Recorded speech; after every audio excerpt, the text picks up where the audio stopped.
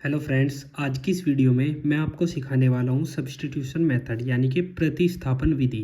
देखिए, हमारे पास दो इक्वेशन होती है, उन्हें हमें सोल्व करना होता है किसी भी मेथड से। हमारे पास बेसिकली तीन मेथड होते हैं, एक एलिमिनेशन मेथड, एक सब्स्टिट्यूशन मेथड और एक कंपैरिजन मेथड। तो आज की इस वीडियो में हम सीखने वाले हैं सब्स्टिट्यूशन मेथड से किन्हीं भी दो इक्वेशन को कैसे सोल्व करते हैं। तो चलिए वीडियो को स्टार्ट करते हैं।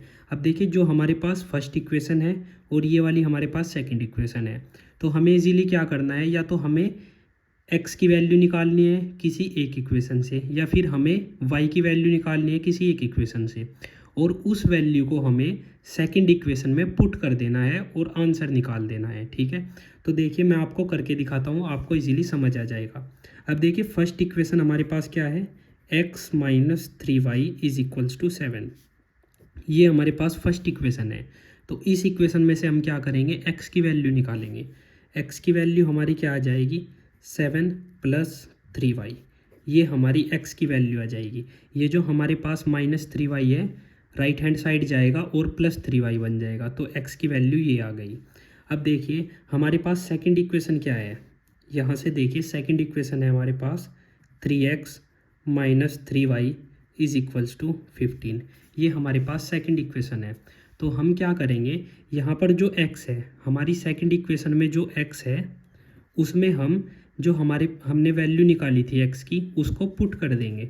तो देखिए मैं इसको पुट कर देता हूँ 3। अब ये x की वैल्यू पुट कर देते हैं 7 प्लस 3y। 7 प्लस 3y मैंने पुट कर दिया यहाँ पर, और माइनस 3y हमारा एज इट इज़ रहेगा, इज इक्वल्स टू 15।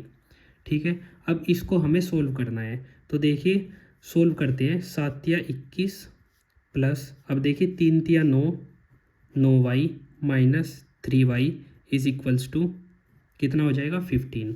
समझ गए ना। आपको क्या करना है, जैसे 3 की मल्टीप्लाई करते हैं ना ब्रैकेट के अंदर, तो दोनों चीज़ में मल्टीप्लाई करते हैं, 7 में अलग से करेंगे और 3 में अलग से करेंगे। आई होप आपको ये आता होगा। अब देखिए इसको सोल्व करते हैं आगे, 21।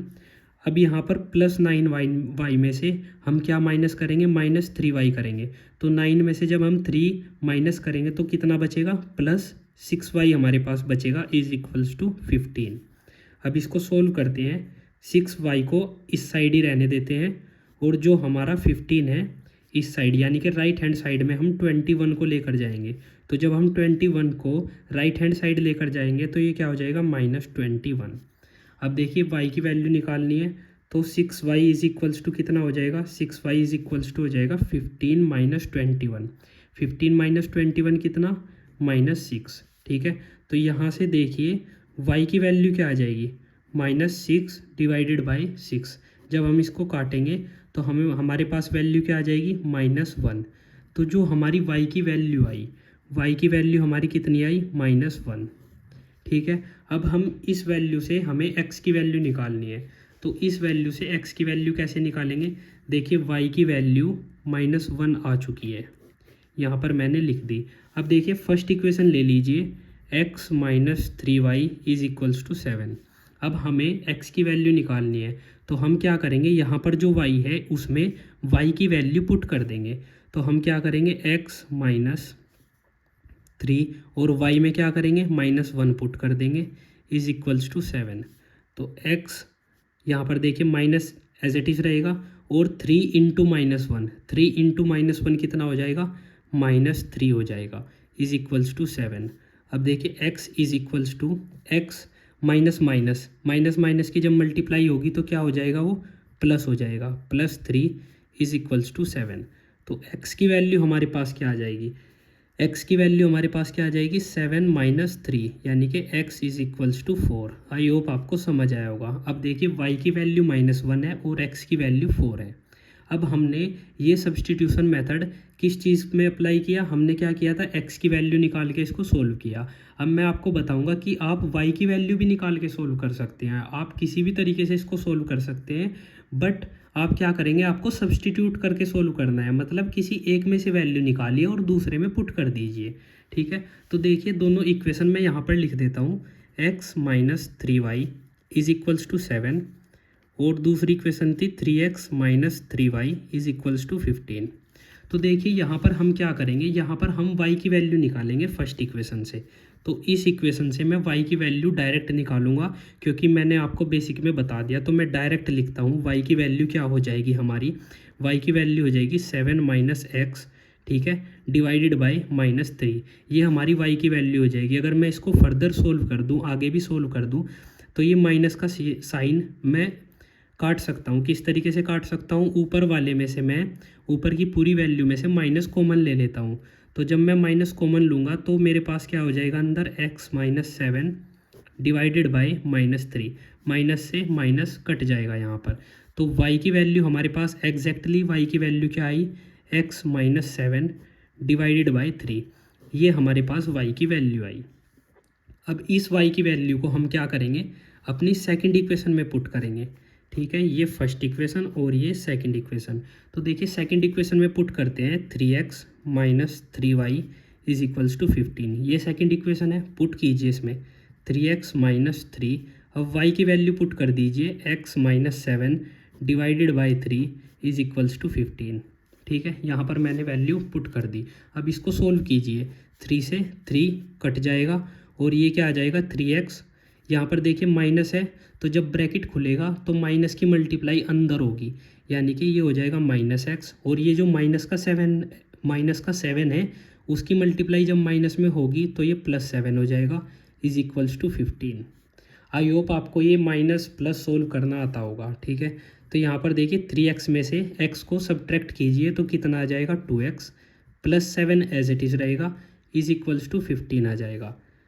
अब यहाँ पर x की वैल्यू निकालनी है, तो 2x इज इक्वल्स टू कितना हो जाएगा 15 माइनस 7। 15 माइनस 7 का मतलब कितना होता है 8, ठीक है। तो यानी कि 2x इज इक्वल्स टू 8 आ गया। 2x इज इक्वल्स टू 8 आ गया, मतलब हम लिख सकते हैं हमारा x क्या आ जाएगा, x आ जाएगा 8 डिवाइडेड बाई 2। x आ जाएगा हमारा 8 डिवाइडेड बाई 2।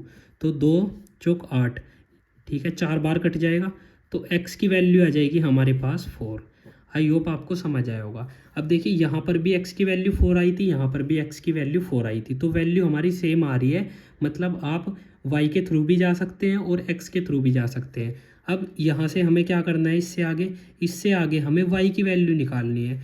तो y की वैल्यू कैसे निकालेंगे, अब y की वैल्यू निकालने के लिए क्या करेंगे, हम लिखेंगे यहाँ पर फ्रॉम इक्वेशन फर्स्ट, ठीक है, we put x is equals to 4 in equation 1, ठीक है।